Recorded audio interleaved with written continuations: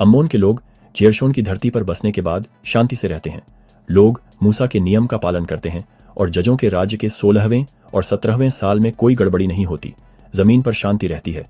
लेकिन जैसे ही 17वां साल खत्म होने वाला होता है, कोरहोर नाम का एक आदमी जरा हेमला की धरती पर आता है और ईसा की भविष्यवाणियों के खिलाफ उपदेश देता है। कोरहोर कहता है, खुद को बेवकूफी वाली परंपराओं में क्यों जकड़े हुए हो? कोई ईसा नहीं है, कोई भविष्यवाणी नहीं है, पापों की कोई माफी नहीं है। जिसे तुम भविष्यवाणियां कहते हो वो बस तुम्हारे बाप दादाओं की चली आ रही रीति रिवाज हैं। कोई भगवान नहीं है। हर आदमी का भाग्य उसके अपने हाथ में है। वह उपदेश देता है कि न कोई पाप है, न कोई प्रायश्चित है और न ही कोई परलोक है। कोरहोर जेरशोन प्रदेश जाता है, जहां अम्मोन के लोग, जो अपने विश्वास में बुद्धिमान हैं, उसे बांधकर अपने महायाजक अम्मोन के सामने ले जाते हैं। फिर उसे गिदोन देश ले जाया जाता है और महायाजक गिद्दोनाह और मुख्य न्यायाधीश के सामने पेश किया जाता है।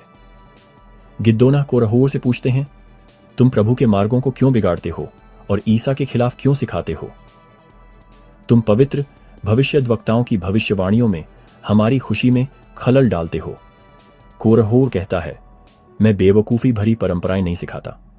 मैं कहता हूं कि लोग उन पुजारियों के बंधन में हैं जो उन्हें एक अनजान भगवान के डर से नियंत्रित करते हैं।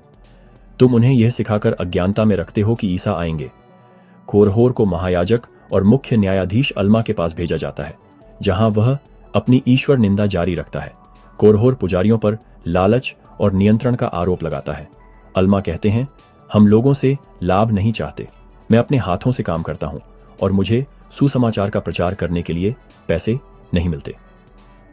हम केवल सच्चाई की घोषणा करने और दूसरों के लिए खुशियां लाने के लिए प्रचार करते हैं।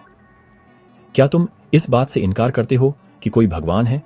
कोरहोर कहता है, कोई भगवान नहीं है।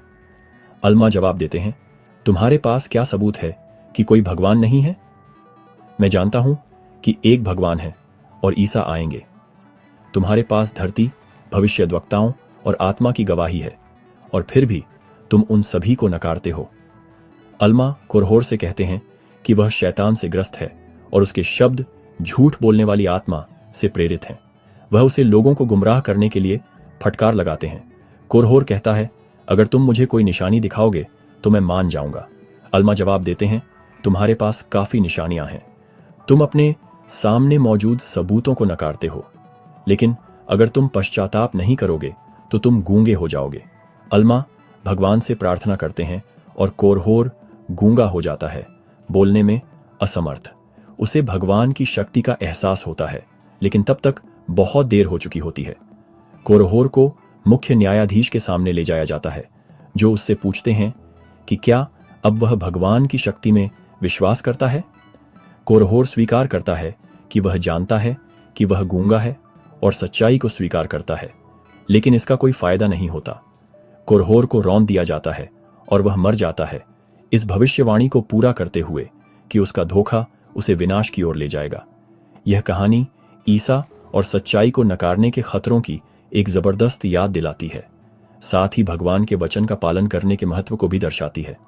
अल्मा की गवाही और कोरहोर का पतन दिखाता है कि जो लोग भगवान का विरोध करते हैं वे सच्चाई के प्रकाश के बिना रह जाएंगे।